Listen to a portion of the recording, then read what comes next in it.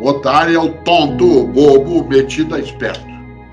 É aquele que acha que ele levará vantagem ou ela em todas as coisas. É aquela pessoa que não presta atenção a quem não é como ela, que ela acha que ela é o único modo de ser. Nós não podemos perder a ocasião de, olhando esses tempos difíceis, dele tirar lições. Já imaginou? Se além de viver horror, cicatriz, doença, trauma, luto, dificuldade econômica, dificuldade de convivência, perdas, se além de tudo a gente ainda não aprender nada, isto é, sairmos do mesmo modo que entramos. Claro que nós não teremos uma alteração tão profunda, e nem de todas as pessoas. Há pessoas que eram tolas antes do momento pandêmico e continuarão assim. Há pessoas que já se comportavam de um modo, aliás, com uma expressão que veio para o português, não sei se tem, né, na Colômbia ou no México, talvez não, mas ela veio da Argentina para o Brasil. Né, quem conhece a Argentina ou estudou sabe que há uma gíria, né, um jeito de falar no Porto, em Buenos Aires, que se chama lunfardo. O lunfardo é uma mescla, né, um pouco do italiano com o espanhol, e mescla ali palavras, e há várias palavras para o português que vieram do lunfardo, o português brasileiro, não o português de Portugal. Por exemplo, bacana, ou embromar alguém, de broma, né? E claro, uma das palavras que veio para nós da Argentina, e que é muito usada, porque ela veio de um tango, né, há 100 anos, é uma palavra que se usa em português, que é otário. Não só isso é eticamente ofensivo, como é intelectualmente tolo. Afinal de contas, se eu acho que o único modo de ser é como eu sou, eu ficarei onde estou e não crescerei nem na capacidade intelectual, nem no modo afetivo, nem na presença na vida. Já imaginou? Por isso, quero lembrar, a palavra oportunidade, talvez algumas pessoas não saibam, ela veio do nome de um vento. No mundo romano antigo, os romanos gostavam muito de dar nomes aos ventos. Tal como no Brasil ou no sul, né, da América, se dá nomes aos ventos. Os argentinos e os brasileiros do sul, os gaúchos, dão nomes a vento. Né? O vento frio, ele é chamado de minuano, o vento mais quente, que vem para nós do norte da Argentina, chamado de aragano. Então, há nomes aos ventos. Os romanos antigos também gostavam de dar nomes aos ventos. Olha só, e para eles o vento mais importante era o vento favorável que levava o navio em direção ao porto. O vento que empurrava o navio em direção ao porto. Isto é, o vento favorável, o vento bom. Esse vento era chamado em latim de ob portus. Ob portus, que significa o que leva ao porto. O que leva até o porto. Essa expressão ob portus acabou gerando em vários idiomas, inclusive em português, em espanhol e em inglês, a palavra oportunidade. Oportunidade. A noção de leva ao porto. Oportunidade é quando você pega o vento favorável para achar uma saída, para encontrar uma alternativa, para fazer com que você ou eu não fiquemos aprisionadas, retidos no mesmo lugar, a mesma praça, o mesmo banco, o mesmo jardim, as mesmas flores. Evidentemente que isso só acontece se nós juntarmos as nossas capacidades, se abrirmos a cabeça, como eu disse antes, para aquilo que não é exatamente ou identicamente do modo modo. Há pessoas que não pensam como eu e nem por isso estão erradas, mas há pessoas que não pensam como eu e nem por isso estão certas. Há pessoas que não fazem como eu, e quando eu aprendo a fazer como elas, farei melhor. Mas há pessoas que não fazem como eu, e é por isso que o que fazem pode ser equivocado, é necessário ir tratando, né, de um modo diverso. Hoje de manhã, na Voluntários da Pátria, em São Paulo, na porta de um hotel, logo cedinho, uma senhora deu sinal para um táxi, que é um sujeito antigo de pegar um táxi. O táxi parou, ela entrou no banco de trás e falou: por favor, o senhor me leva ao aeroporto de Congonhas? O táxi disse: pois não. E foi. Quando ele já estava ali na Moreira Guimarães, né? Já estava na direção do aeroporto, ela falou: engraçado, o taxista em São Paulo fala tanto, ele está tão quieto, acho que eu não fui simpática com ele. Como ela estava no banco de trás, ela não teve dúvida, foi e bateu nas costas dele. Quando ela bateu, ele meteu o pé no freio, jogou o carro em cima da calçada, ficou pálido, começou a suar. Ela falou, senhor, desculpa, eu não queria assustar o senhor. Ele disse, não, dona, a senhora me desculpe, sabe o que é? Hoje é o meu primeiro dia como taxista e a senhora é minha primeira passageira. Ela falou, e o que o senhor fazia antes? Ele falou, eu fui por 20 anos motorista do serviço funerário. Certo? Cuidado com o tapinha nas costas. Pode ser o passado te assombrando. Não é porque você faz uma coisa há 20 anos, 30, que você está preparado para fazer. No mundo de mudança e velocidade, nós temos o vir à tona, a emergência, vir à tona, emergir, de múltiplos paradigmas, modos de fazer, de pensar. E nessa hora, claro, é preciso que eu seja capaz de não esvair a competência. Eu o cito em alguns livros, porque eu gosto demais. Beda, que é chamado de São Beda, né, por católicos, ortodoxos, luteranos e também anglicanos. Beda, ele diz algo que eu vou repetir 2 vezes. Ele diz, há 3 caminhos para o fracasso. 3 caminhos para o fracasso. Primeiro, não ensinar o que se sabe. Segundo, não praticar o que se ensina. E terceiro, não perguntar o que se ignora. Digo de novo, há 3 caminhos para o fracasso. Não ensinar o que se sabe, não praticar o que se ensina e não perguntar o que se ignora. Vamos inverter. A você, servidor e servidor público, aqui ou fora daqui, pessoas que colocam o poder da autoridade, do conhecimento, da capacidade a serviço de uma população que precisa. Vamos inverter. Há 3 caminhos para o sucesso. Ensinar o que se sabe, isto é, generosidade mental. Segundo, praticar o que se ensina, ou seja, coerência ética. E terceiro, perguntar o que se ignora, isto é, humildade intelectual. Estas são 3 trilhas virtuosas para um passado honroso daqui a 30, 40 anos.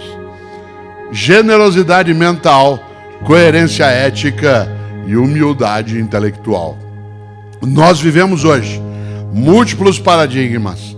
É necessário que a gente tenha coerência ética de praticar aquilo que ensina. Tenha generosidade mental para repartir o que sabe. Mais especialmente, e eu quero usar os teus 3 minutos finais de desespero nessa direção, já se foi mais de 1 hora, você nem notou, você estava cochilando. Quero lembrar que dessas 3 trilhas virtuosas, a mais importante delas é humildade intelectual. Isto é, eu saber que eu não sei todas as coisas.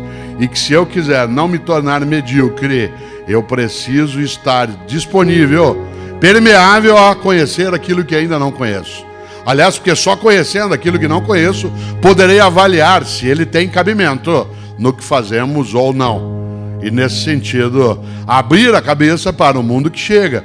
Num mundo em que eu posso, desde publicar, escrever livros em plataforma papel, como no mundo digital, fazer cursos presenciais, ou como tenho eu, curso online de filosofia.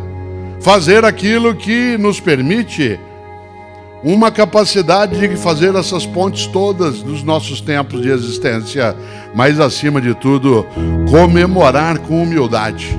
E uma pessoa que tem humildade sabe que não se deve confundir humildade com subserviência. Uma pessoa subserviente é aquela que se dobra, que se humilha, que se enfraquece. Uma pessoa humilde é aquela que sabe que não sabe tudo, é aquela que sabe que não é a única que sabe, aquela que sabe que a outra pessoa sabe que ela não sabe, aquela que sabe que ela e outra pessoa saberão muita coisa juntas, aquela que sabe que ela e outra pessoa nunca saberão tudo que pode ser sabido. Foi claro? Humildade intelectual, generosidade mental e coerência ética. Preste atenção, a humildade intelectual nos coloca a necessidade, inclusive, de prestar atenção em quem não concorda com a gente. Uma das coisas mais tolas é achar que já sabe tudo que pode ser sabido e tudo que é necessário.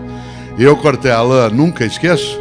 Cautela, um adversário fraco te enfraquece, um concorrente burro te emburrece, uma oposição frágil fragiliza um governo. Porque quando você presta atenção em algo que impede que você se acomode, muda o patamar. Eu, Cortella, quando secretário de Educação na capital paulista, uma parte do trabalho bom que a equipe fez, não foi só isso, mas também isso a gente deveu a uma oposição muito bem feita. Porque a oposição bem feita, aquela que é respeitosa, mas que também não é negligente, permite que a gente não fique, eu faço o que eu posso. Aliás, eu nunca esqueço de um vereador, que hoje é deputado federal, e que infernizava a minha vida. E eu sou grato a ele. Quando eu encontro com ele, eu agradeço por em nome da minha equipe, porque ele, para o meu desespero, era o presidente da Comissão de Educação da Câmara Municipal. E ele era da oposição. E por lei, ele podia chamar a mim, executivo, toda semana na Câmara para prestar esclarecimento. E ele chamava. E toda semana eu tinha que ir. Um dia, inclusive, na Câmara, eu cheguei a perder a cabeça na discussão e pratiquei aquilo que chamaria de desacato. Ele não notou na hora, senão ele teria mandado me prender.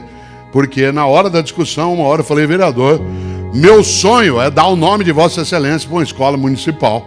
Ele falou, mas não pode nome de gente viva. Eu falei, então. No entanto, eu sou grato a ele por uma razão. Ele dificultou o envelhecimento de ideias e práticas. Ele fez com que eu, servidor público, com a equipe que estava, que eu não acomodasse, sentasse, relaxasse e achasse tudo bem. Eu faço o que eu posso. Aqui não adianta fazer nada. Para que isso? Bobagem. Alguém tem que fazer alguma coisa. Aliás, um dia falou sobre isso Eduardo Galeano, que dizia a respeito do que significava para ele a utopia. Não a utopia como impossibilidade, a utopia como sonho. Ele dizia, a utopia ou o sonho para mim é como o horizonte. Eu me aproximo 3 passos, ele se afasta 3 passos. Eu me aproximo 10 passos, ele se afasta 10 passos. Disse Galeano, a finalidade do horizonte não é eu chegar até ele, é me impedir de parar de caminhar. Essa é a finalidade. A finalidade da ideia de excelência para alguém que deseja liderar é, sendo um horizonte, fazer com que você vá em direção à excelência. Agora eu vou contar uma coisa que você já sabia. Excelência não é um lugar onde você chega. Excelência é um horizonte. Isto é, você vai. Eu, Cortella, quero mais e melhor. Mais e melhor capacidade, mais e melhor conhecimento, mais e melhor saúde. Mas eu não quero só para mim. Por quê? Porque eu posso dar um nome a essa perspectiva. A excelência é quando você não se conforma em estar apenas na condição que está e quer mais e melhor. Um nome para isso, ambição. Ambição. Cuidado, não confunda ambição com ganância. Uma pessoa ambiciosa é aquela que quer mais e melhor. Uma pessoa gananciosa é aquela que quer só para si, a qualquer custo. Nós vivemos hoje no Brasil um embate, um combate, um confronto entre pessoas que querem uma nação que seja mais e melhor e aquelas que querem só para si, a qualquer custo. Isto é, pessoas são capazes de dizer algo absolutamente horroroso, que é um lema que qualquer empresa, igreja, família, escola jamais deve adotar, que é fazemos qualquer negócio. Porque há negócios que, embora possam ser feitos, não devem ser feitos. Até podem, mas não devem. Por isso, eu desejo que cada um e cada uma que aqui está seja capaz de ter essa virtude da ambição, que é o desejo de querer mais e melhor, mas que não seja possuída pela ganância. Isso ser a perspectiva do só para mim, a qualquer custo. Claro que muita gente não entende a ambição como sendo virtude. Eu estou procurando requalificar a ideia de ambição como sendo virtuosa quando ela não degenera em ganância. Nesse sentido, volto eu. A excelência é um horizonte. E um líder ou uma líder é quem tem sensibilidade para ela, nela e com outros procurar esse horizonte que não será atingido. Olha que coisa interessante. Vou dizer uma coisa agora que parece até meio feio. O que é uma pessoa excelente? Você sabe que a palavra excelente, no latim, excel, significa aquilo que ultrapassa, aquilo que vai além.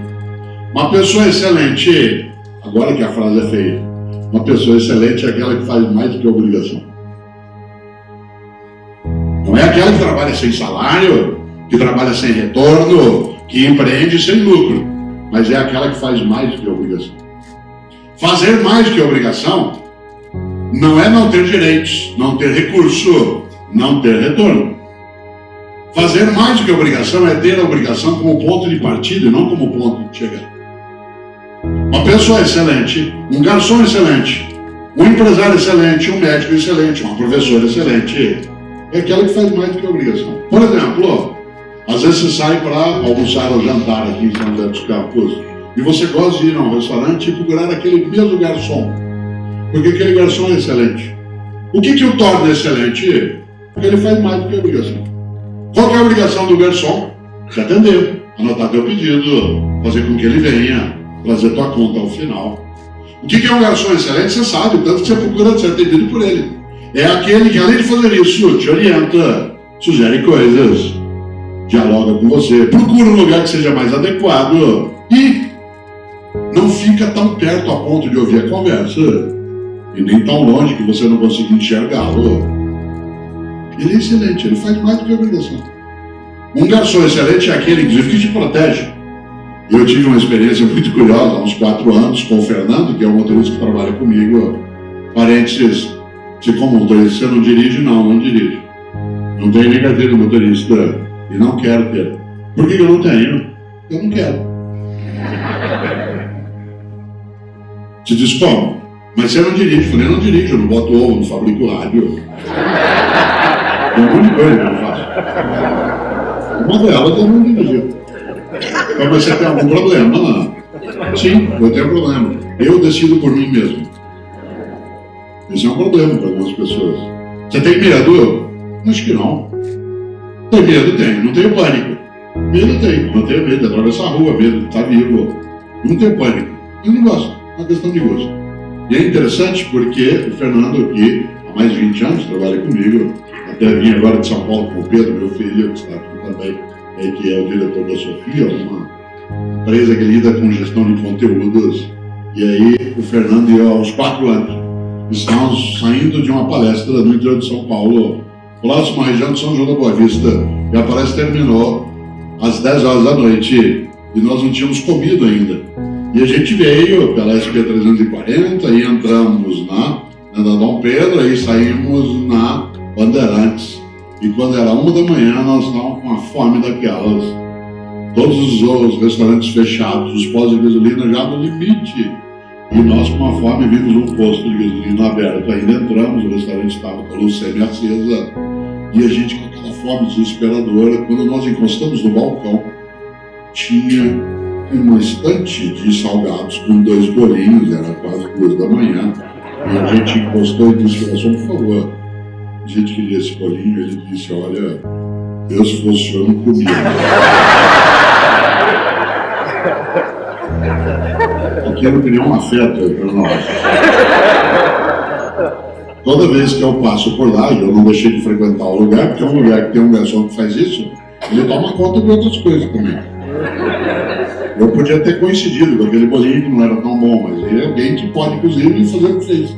Esse é um garçom excelente. Toda vez que eu vou lá, eu procuro ser atendido por ele, e olho para ele, olho para o bolinho, e aguardo ele algo dizer. Ele é excelente, excelente, ele faz mais do que a obrigação. Por exemplo, você já teve na vida algum médico ou médica excelente, pediatra do teu filho ou da tua filha. Qual é a obrigação do médico?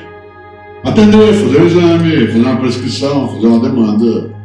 O médico excelente é aquele que você vê que ele tem atenção, tem cautela, que segura com cuidado, que antes de você entrar, olha a tua ficha, não espera você estar na frente dele para ele abrir o envelope pardo e naquela hora perguntar para você o que é que você está tomando de remédio, sendo que foi ele que mandou tomar. Faz mais do que obrigação, se interessa por você. Atenção, você já teve professor ou professora excelente? Era aquela que fazia mais do que obrigação. Uma professora de história que dava aula para você na sexta-feira, no último horário, e você ia naquele dia animado, hoje tem aula de história. Porque ela não era apenas alguém que transmitia um conteúdo, ao contrário, ela te encantava com a história. Pois bem, a tarefa da liderança é encantar. Encantar a comunidade, encantar a família, encantar em público ou no campo privado, encantar os seus funcionários, os seus colegas. É aquela pessoa que faz com que a gente ganhe vitalidade. Por isso, atenção. A excelência é um lugar onde você não chega.